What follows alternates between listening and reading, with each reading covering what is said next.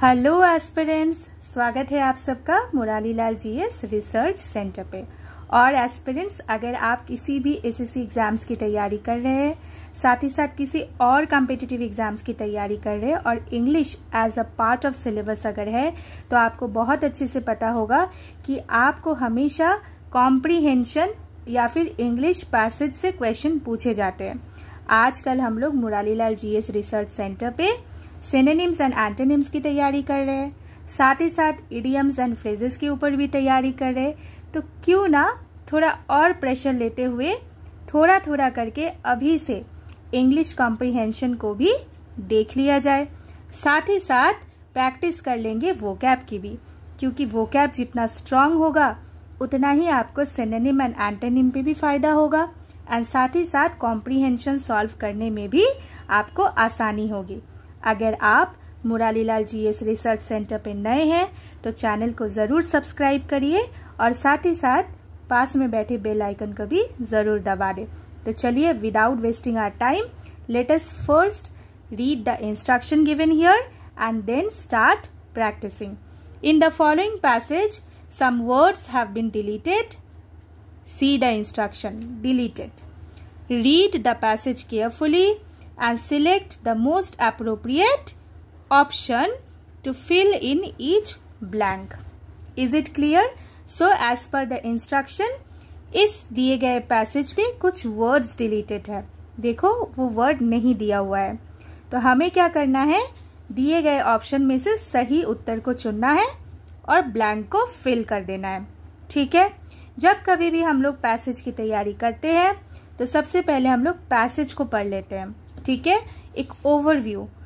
Eight most of the local dhabas and fast food joint poor hygienic conditions dash the dash occurs due to poor quality packaging material और dash etcetera etcetera. चलो पढ़ेंगे, लेकिन practice करते करते पढ़ेंगे, तब तक आप पॉज करके पढ़ लो।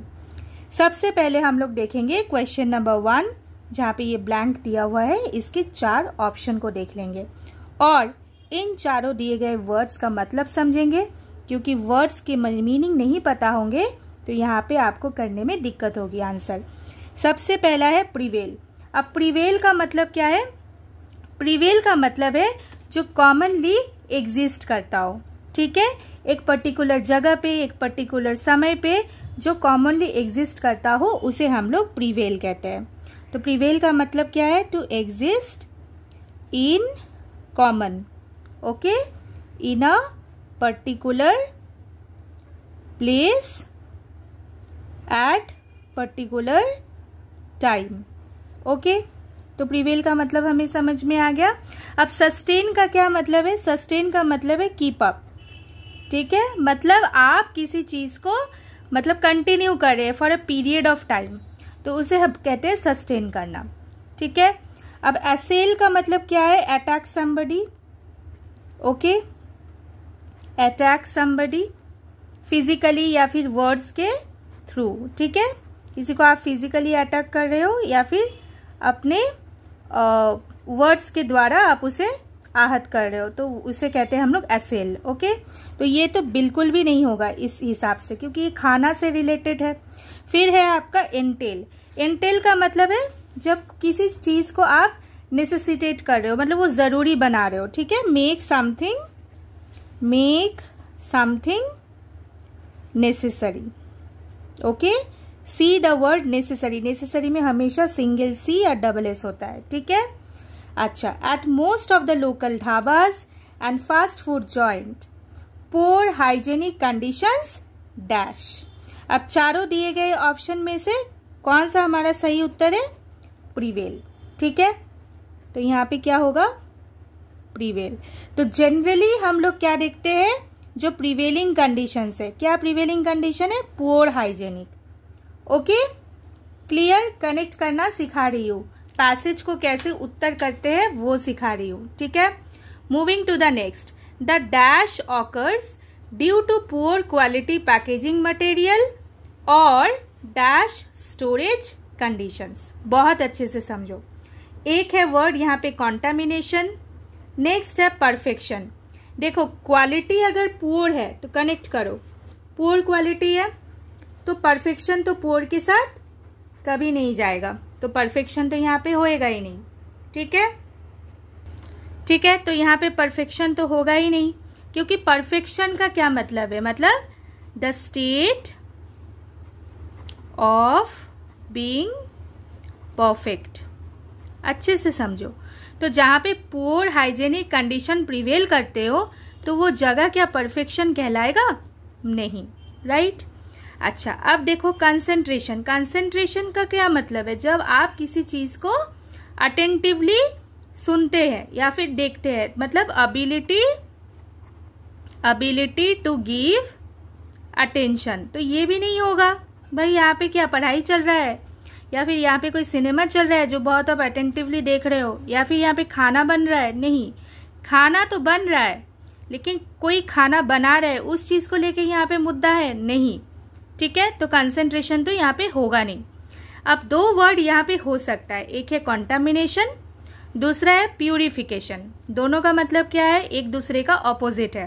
प्यूरिफिकेशन मतलब जब आप किसी इम्प्योर एलिमेंट्स को रिमूव कर दे रहे हो तब वो हो जाता है प्यूरिफाइड, मतलब एकदम स्वच्छ हो जाता है, एकदम सफाई से एकदम क्लियर हो जाता है, प्यूरिफाइड।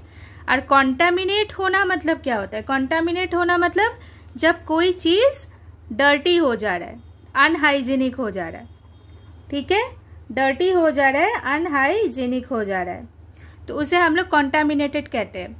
ठीक है, अब देखो, the dash occurs due to poor quality packaging material. अब पैकेजिंग मटेरियल अगर पुअर क्वालिटी होगा तो खाना क्या हो जाएगा? प्यूरिफाइड होगा? नहीं होगा, कॉन्टामिनेटेड हो जाएगा। तो यहाँ पे हो जाएगा contamination. Clear? Absolutely. The contamination occurs due to poor quality packaging material और डैश स्टोरेज कंडीशन। अब स्टोरेज कंडीशन को हमें व्याख्या देना है। अब स्टोरेज कंडीशन कैसा होगा? देखो, स्टेराइल का क्या मतलब है? जो कंप्लीटली बैक्टीरिया फ्री हो, फ्री फ्रॉम बैक्टीरिया। ओके, मतलब क्लीन।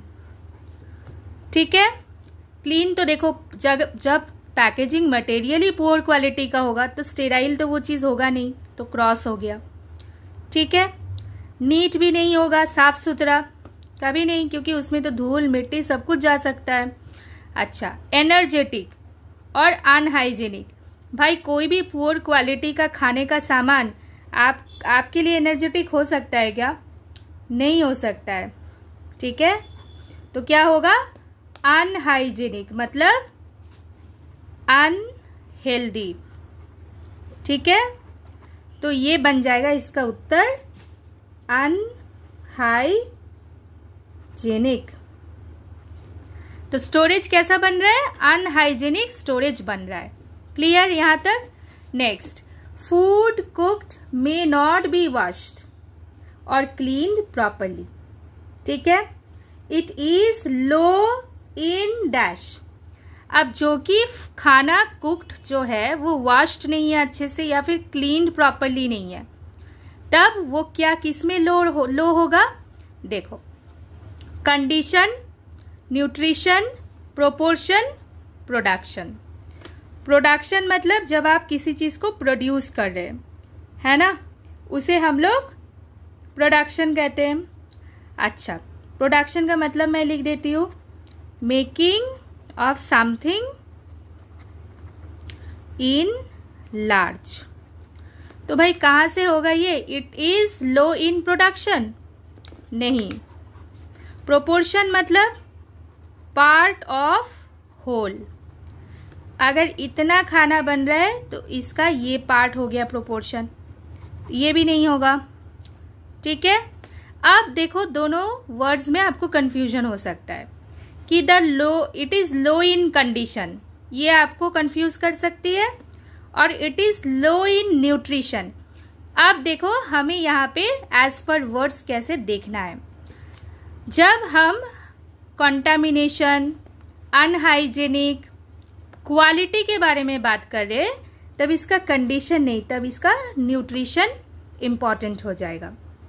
न्यूट्रिशन, क्योंकि आपको क्या ढूंढना है, आपको एप्रोप्रिएट ऑप्शन ढूंढना है। ठीक है, काफी लोग इसे कंडीशन करके आएंगे लेकिन वो रॉन्ग हो जाएगा। इस पे आइडिया क्या दिया हुआ है ये हमें समझना है और उस हिसाब से हमें इस पैसेज को सॉल्व करना है।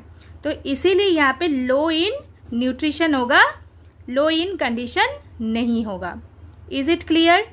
Next, it is low in nutrition, rich in oil content. ठीक है, ऑयल कंटेंट है तो ट्रांस फैट भी ज्यादा है, which make one dash lousy and dull. एक एडजेक्टिव वर्ड यहाँ पे होगा। अब देखते हैं 5वें ऑप्शन पे को देख लेते हैं। अब किसी को अगर ये खाना परोसा जाए जो न्यूट्रिशन क्वालिटी जिसका लो हो, ऑयल कंटेंट बहुत ज्यादा हो और इस ऑयल में ट्रांस फैट्स भी बहुत ज्यादा हो, तब आपको ये खाना खाने से आप क्या बनोगे? लाउजी बनोगे, डल बनोगे और साथ ही साथ क्या बनोगे? हाँ, ओबेस बनोगे। ओबेस मतलब very fat, okay, which is unhealthy for you. Smart बनोगे क्या? डल बनोगे। देखो एक वर्ड यहाँ पे दिया हुआ है, डल बनोगे तो स्मार्ट नहीं बन पाओगे भाई। डल और स्मार्ट एक साथ कोई होता है? नहीं, तो ये तो पहले ही कट गया इसका। स्किनी, ये भी नहीं होगा। एफ्लुएंट तो इसके साथ जाता ही नहीं है। एफ्लुएंट मतलब क्या? आप बहुत वेल्दी बनोगे क्या? नहीं, तो इसका सही उत्तर क्या बनेगा? ओबेस। ठीक है, obese. So this is how we have solved this passage.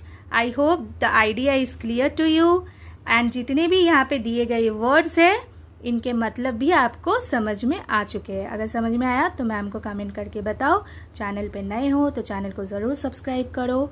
ठीक है, और इस चैनल पे दिया हुआ जो भी लेसन है, चाहे वो जनरल अवेयरनेस के ऊपर हो, मैथ्स के ऊपर हो, जीके जीएस के ऊपर हो, go and check it out.